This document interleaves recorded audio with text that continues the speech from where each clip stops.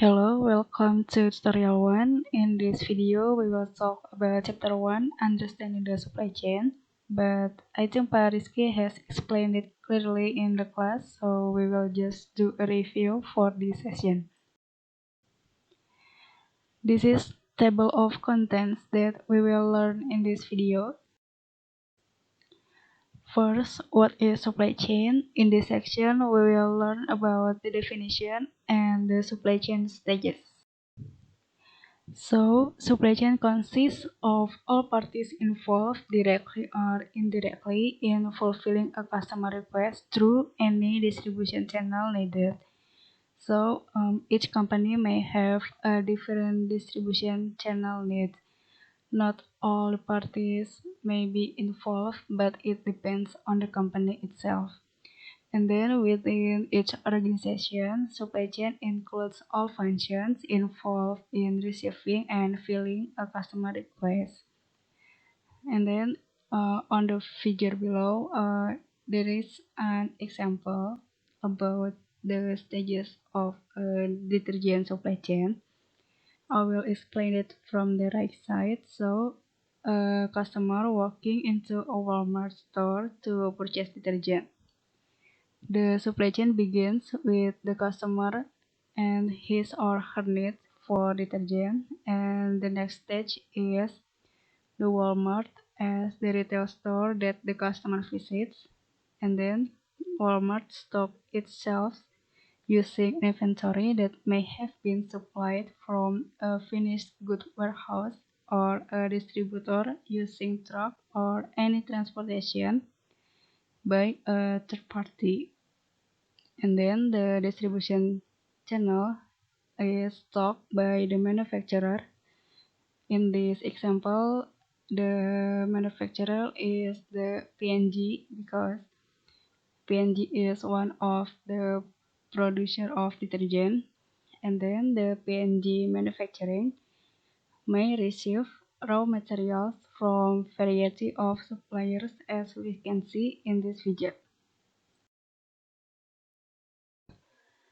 Supply chain is dynamic, not static, and involves the constant flow of information, product, and funds among different stages. So, I will try to illustrate from the previous example about this flow.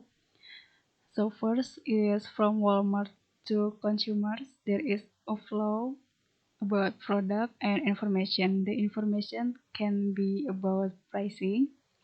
And then from consumers to Walmart, there is a flow of funds after the consumer have purchased the detergent. And then from Walmart to distribution channel, there is a flow of information. It might be about the replenishment order or the point of sales data, which is when and where the sales is happen. And then from distribution channel to Walmart, there is a flow of product and information. The information can be about pricing and delivery schedule. And then from Walmart to distribution channel, there is a flow of funds after the replenishment is complete. And sometimes there may be a flow of products such as packaging material to be recycled.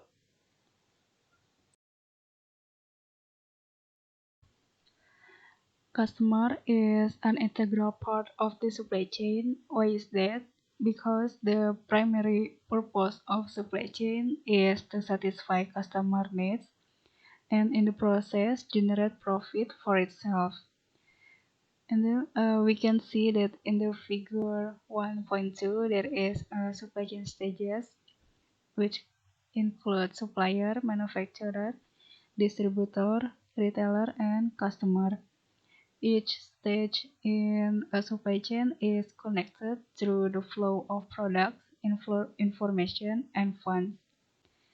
It can move linearly from supplier to customer or jump off some stages or directly to customer from the manufacturer or from the supplier, etc. The appropriate design of the supply chain depends on both of the customer's needs and the roles played by the stages involved. For example, like Pak Rizky said in the class, where Dell is not using distributor and retailer, but directly delivered to customer. It may be different for each company what stages that they use. Second, we will learn about the objective of a supply chain. In this section, there is a supply chain surplus, supply chain profitability, and the effective supply chain management. What is the objective of supply chain? The objective is to maximize the overall value generated. So there are some terms that we should learn. First is supply chain surplus, which is customer value minus supply chain cost. Customer value may vary for each customer. It is estimated by maximum amount of customers' willingness to pay. And then consumer surplus, which is value minus price. And then supply chain profitability, which is revenue minus overall cost in supply chain. The revenue source is only from customer, and the supply chain cost might be include of information costs, storage, transportation, assembly, etc. So the supply chain cost is sourced in the flow of information, product, or funds between stages, which I have explained it earlier. And then the effective supply chain management, which is the management of supply chain assets and product, information, and fund flows to grow the total supply chain surplus. Next is the importance of supply chain decisions. One of the good example is 7-Eleven in Japan. They are a company that has used excellent supply chain design, planning, and operation to drive growth and profitability. They use a very responsive replenishment system along with an outstanding information system to ensure that products are available when and where customers need them. This decision allowed them to change the merchandising mix at each store by time of day to precisely match customer demand. In chapter 2, later we will study further about responsive versus efficient. Each company may have a different strategy. Then next, we have one of the best example of supply chain. There is Borders. They used to dominating the selling of books in 1990s, but they failed to adapt supply chains.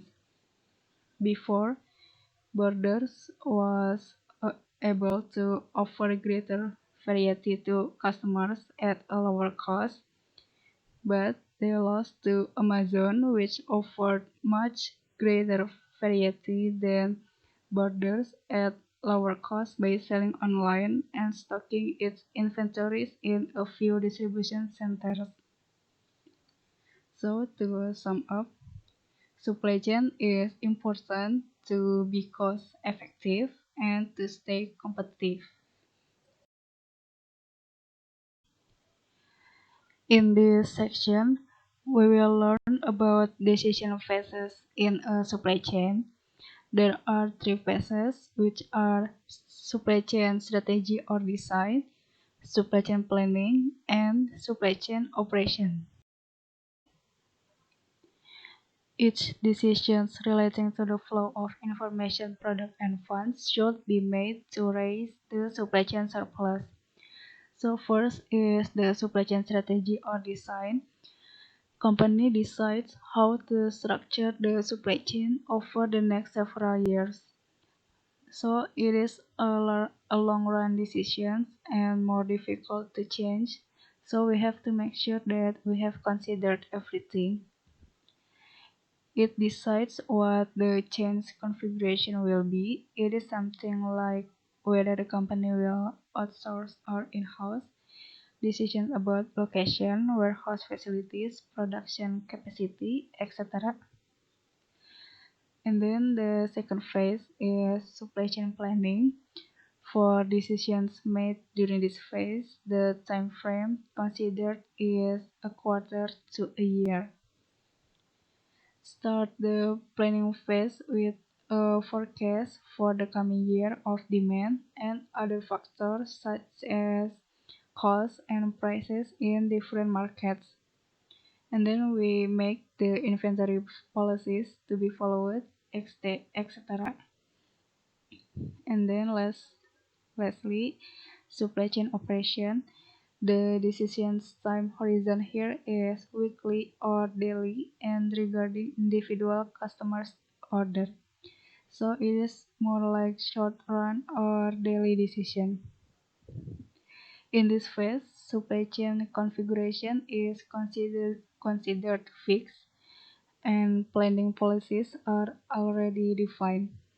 It is like generate pick list at a warehouse, allocate an order to a particular shipping mode and shipment, set delivery schedules, and place replenishment orders.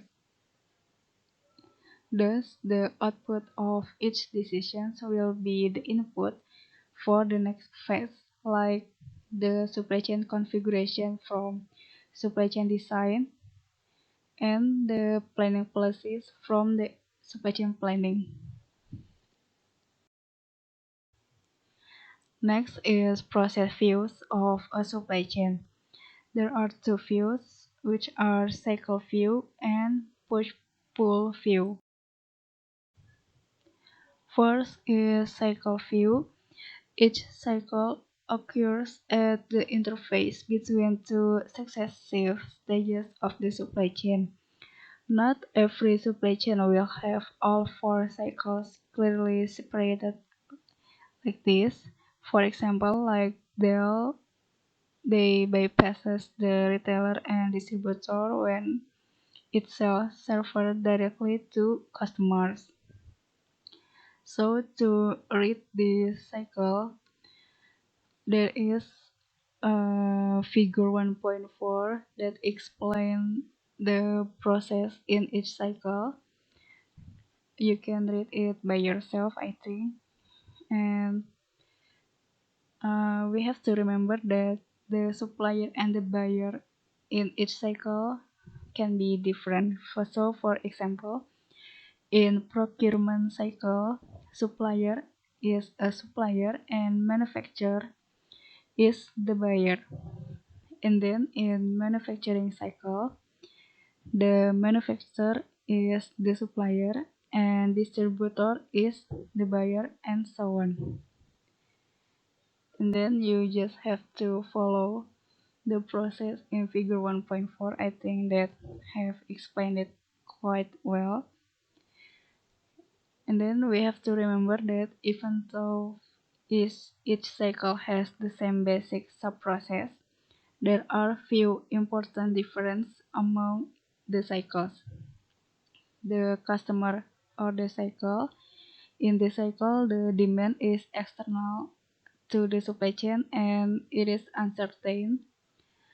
And then at the all other cycles, the order placement is also uncertain, but it can be projected based on policies followed by the particular supply chain stage. Second is the push-pull view, as we can see in the figure 1.5. So in the pull process, it is an execution is initiated in response to customer order. So it is more like reactive. And then the push process, it is in anticipation of customer orders based on forecast. So it is more like speculative. The pull process happens in an environment where customer demand is known. Meanwhile, the push process is in an environment where customer demand is not yet known. And then as we can see in the figure, there is a push-pull boundary which separates push processes from pull processes. In the next slide, I will try to give an example from the book.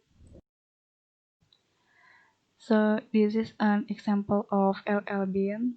LL Bean is a shoes or fashion store. So from the figure 1.6, as you can see, LL Bean executes all processes in the customer order cycle after the customer order arrives. So it is in the pull process. Then the replenishment cycle is to ensure product availability when a customer order arrives. And the raw materials such as fabric is often purchased 6 to 9 months before customer demand is expected. So it is in the push view because it is as an anticipation. And then uh, as, as we can see that cycle view is useful when considering operational decision because it specifies the roles and responsibilities of each member and the desired outcome. And the push-pull view is useful when considering strategic decision. And like Pak Rizky said in the class, please remember that push-pull and cycle view are just a point of view and not a choice.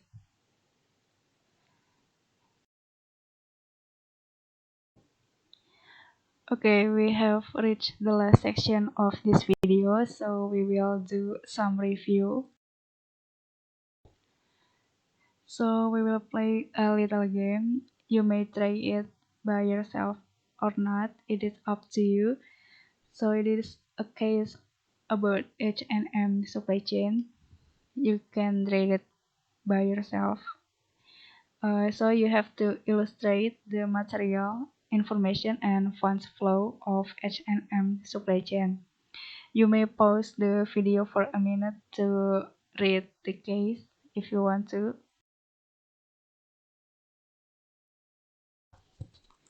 So if you remember from the supply chain stages, there are 5 stages in this case, which are suppliers, manufacturers, distributors or headquarters, retailers, and customers. First is the flow of material or product. So supplier will send it to manufacturers and manufacturers will send it to the distributor and distributor will do some check-up and if there are some defect product or materials they will send it back to the manufacturers and then the distributor will send it to retailers and the H&M retailers will deliver it to the customer. And then for the information flow, so from the case the information flow is will be delivered directly from the headquarters. So the flow is like this. And lastly, for the flow of funds, the payment or the funds from the customer will be delivered to the retailers or the H&M stores. So the revenue will be sent to the headquarters and headquarters will send the funds directly to the suppliers. And that's it. And this is the illustration if the flow of funds, the materials, and the information is combined. It is something like a picture of a network, and that is the supply chain. That's it for today. Thank you for watching. And if you have any questions, feel free to ask me on group line or through personal chat. and I suggest you to read the books for more explanation and examples. Thank you.